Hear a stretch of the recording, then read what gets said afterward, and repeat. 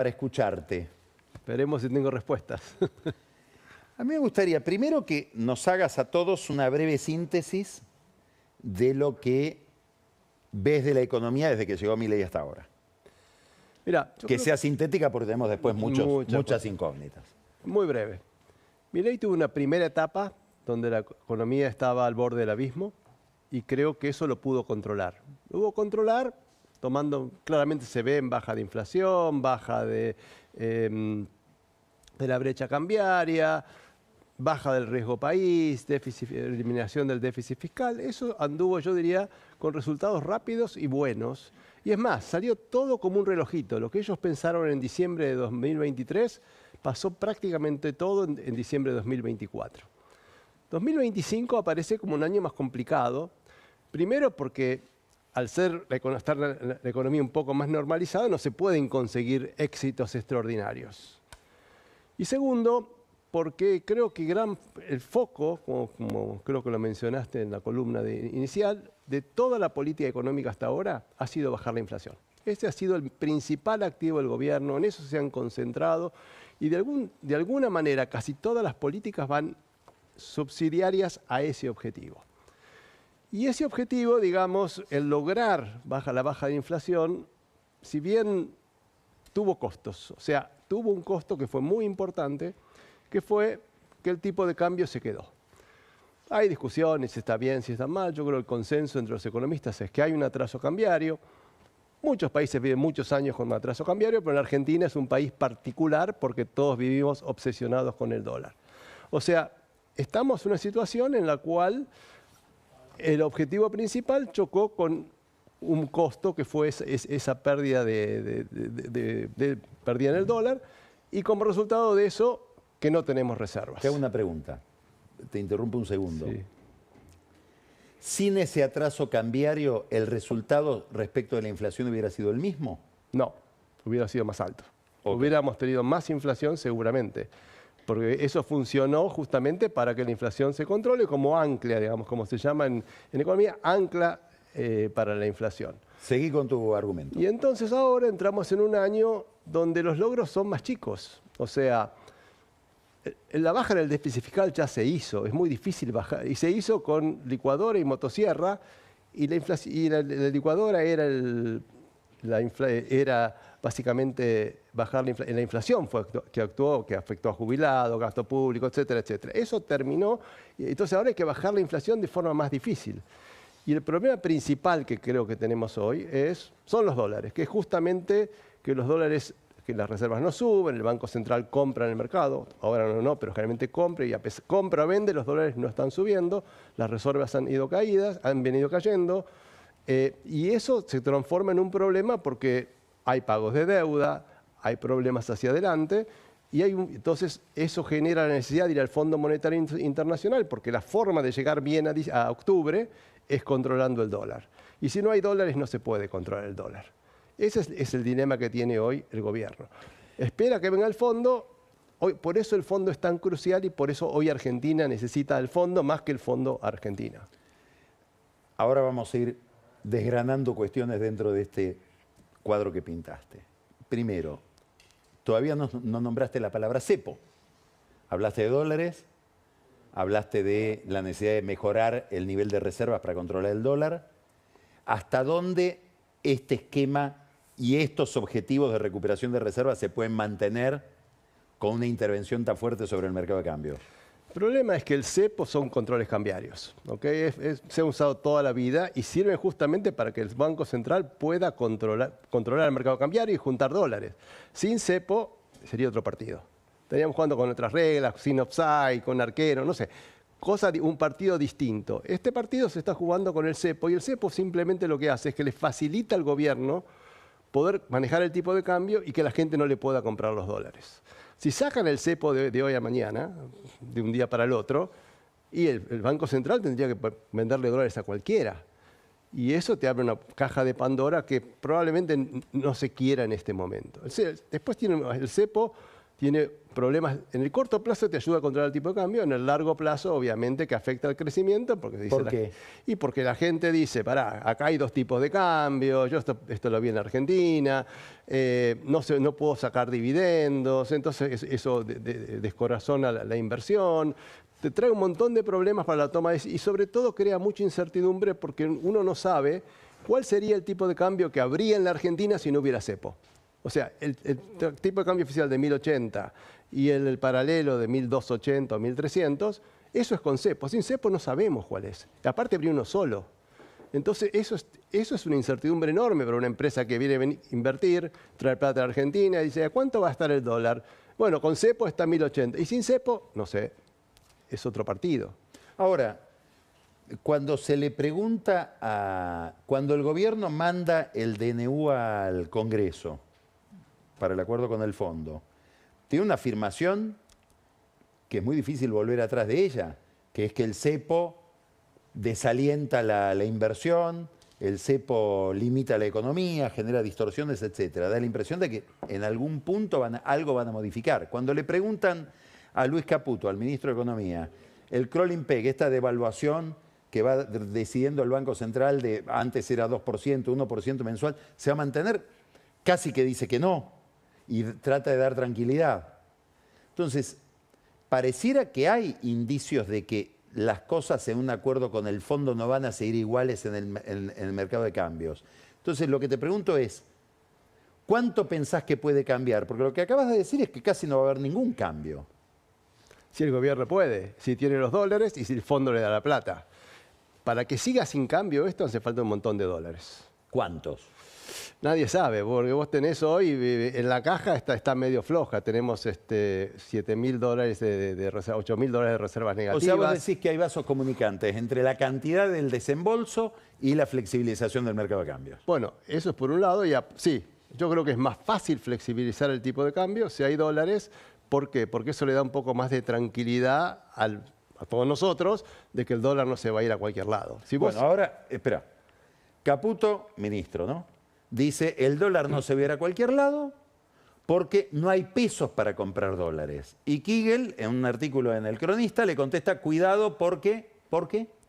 Bueno, porque el tema, primero porque los dólares que está mirando el gobierno son básicamente el de la base monetaria. Pero la base monetaria tiene muchos componentes. El único que tenemos todos nosotros es los billetes y monedas. El resto son cosas teóricas, pasivos remunerados, LELIQs, que es lo que ahora se llaman LEFIs. Pero, digamos, hay otra cantidad de dinero en la economía, aparte de esa base monetaria que según el gobierno está fija, que son todos los depósitos en el sistema bancario. Hoy hay más o menos 100.000 millones de dólares en el sistema bancario. Esos 100.000 millones hoy están cómodos por alguna razón, porque ven que la tasa está en equilibrio, porque piensan que el gobierno no va a devaluar.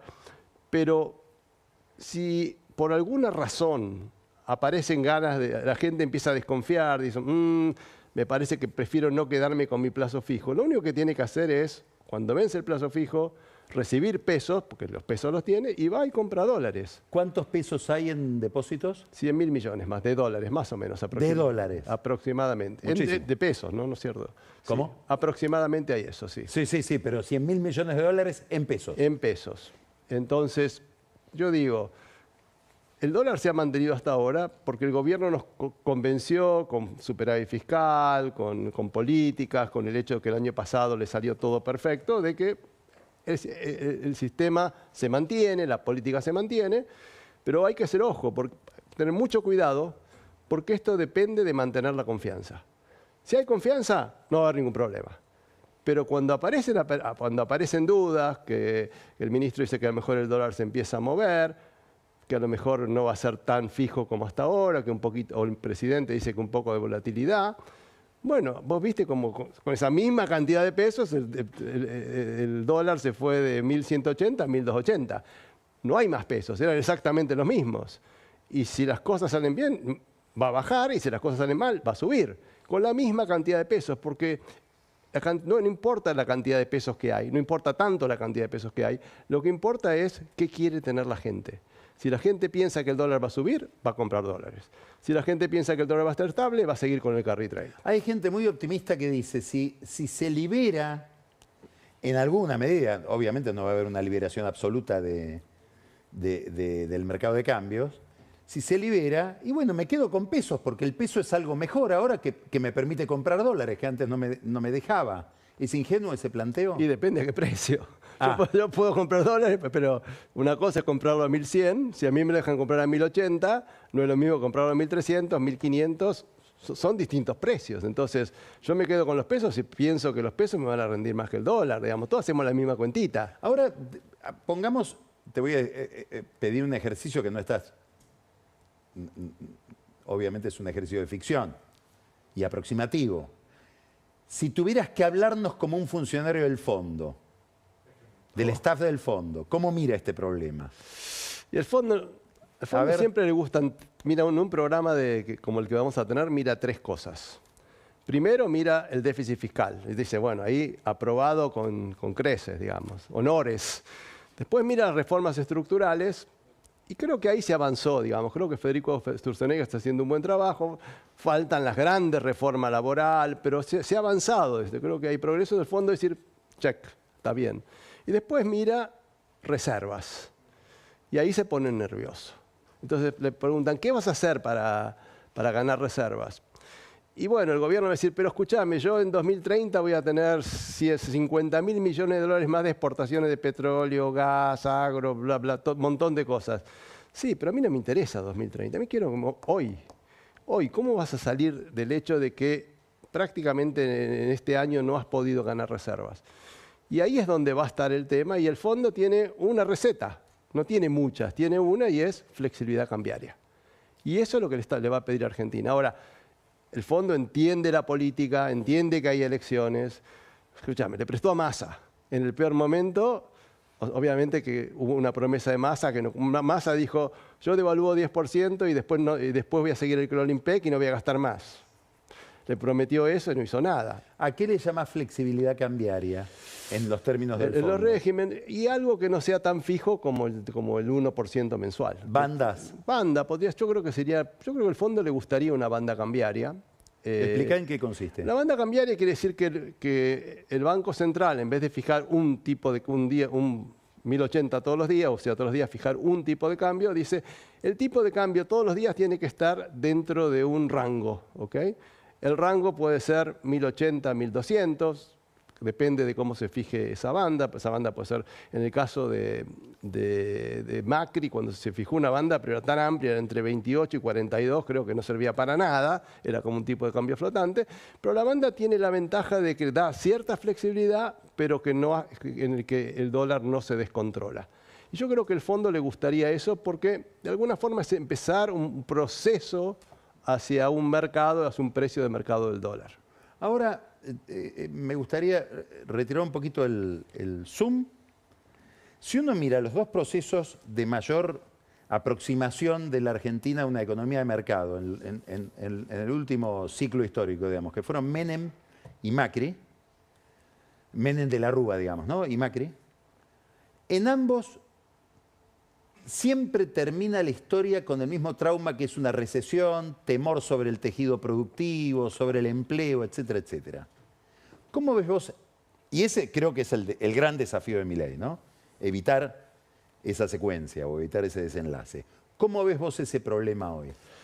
Bueno, yo creo que si uno mira el caso de la convertibilidad, yo creo que la convertibilidad como políticas estructurales fue muy buena, como política fiscal fue razonable porque hubo déficit, pero hubo también la creación de las AFJP que le costó mucho plata al gobierno. Y lo que lo mató a ese gobierno fue el tipo de cambio. Fue el hecho de que cuando era muy rígido el sistema bancario, cuando viene la crisis externa, no te acordarás que hubo devaluaciones en Rusia, los países de Asia, Indonesia, Brasil. Y cuando viene Brasil fue básicamente el golpe letal y Argentina no lo pudo aguantar a eso. Y lo que pasó es que cuando cae se tira todo. Dice, no, era una porquería todo. No era una porquería todo. El problema es que había un problema cambiario y no se pudo hacer flexibilidad a tiempo. Con Macri pasó otra cosa. Macri creo que no tuvo un programa armónico en el sentido de equilibrio macro, monetario y fiscal. Digamos. Macri fue muy flojo en lo fiscal, muy duro en lo monetario y no funcionó. No funcionó porque lo fiscal, cuando el mundo se complicó, no había plata. Necesitábamos endeudarnos y no había forma de convencer al mundo de que Argentina era un país que fuera viable. Hoy tenemos el problema inverso, lo de Macri. A ver. Porque hoy hay una política fiscal muy dura, que creo que es positiva, pero el gobierno piensa que lo fiscal es todo, digamos. Si yo tengo equilibrio fiscal, puedo tener cualquier tipo de cambio, cualquier tasa de interés, puede tener emisión monetaria o no se emite, pero básicamente no ve realmente que hacen falta otras políticas aparte de la política fiscal. La política fiscal es una parte central de la política macroeconómica, pero no es lo único. La política monetaria y cambiaria también es muy importante. Entonces, yo creo que el desbalance es diferente. Antes había un desbalance por lo fiscal, ahora hay un desbalance por lo, yo creo, monetario, que hay que resolverlo. Lo importante es que como hay una buena política fiscal, yo creo que puede ser una palabra que vos usaste, turbulencia. Puede haber turbulencia. La turbulencia hay en cualquier país del mundo. O sea, en Brasil hubo un movimiento del tipo de cambio de 4,80 a 6,20, después bajó a 6,75 el real. Eso es un montón de turbulencia y la economía no se cayó. Digamos. Podés tener recesión, podés tener un poquito más de inflación, pero la economía no se cae. El problema es si hay crisis. ¿Qué es crisis? Una crisis es cuando colapsa, yo creo, cuando el sistema financiero colapsa, como tuvimos con Macri, el reperfilamiento de la deuda, con el gobierno de la Rúa, cuando tuvimos que hacer default, crisis bancaria, especificación. Yo creo que digamos, Argentina tiene que, no sé si prepararse, porque no sé si es lo que va a pasar, pero entender que no estamos ante una situación dramática como las del pasado. Sí, podemos tener alguna turbulencia cambiaria, puede subir un poco la inflación, pero no es el fin del mundo si las cosas se manejan bien. Puede ser hasta el momento que pueda ser el punto de inflexión para, como vos dijiste antes, para los próximos 2 años. Eso se lo estás diciendo al gobierno. A vos. Que lo ves muy asustado, muy rígido en esto. Sí, están asustados con eso. Una última palabra sobre qué está significando para el mundo Trump en materia económica. Un desastre. Yo creo que el mundo está muy preocupado por la incertidumbre, porque, digamos, yo creo que a mí me preocupa una cosa más, aparte, digamos, cómo cambia, digamos, cambia lo que serían políticas de Estado, ¿no? Pensá en un Estados Unidos, Canadá, México, una zona de libre comercio. De repente viene Trump, un presidente, sigue en el Congreso y empieza a cambiar las reglas de esa unión comercial. Cambia las reglas con Europa. Cambia todo, digamos. Y lo increíble, lo preocupante es si un presidente puede cambiarla para un lado, otro puede venir y cambiarla para el otro. Ya en Argentina lo conocemos.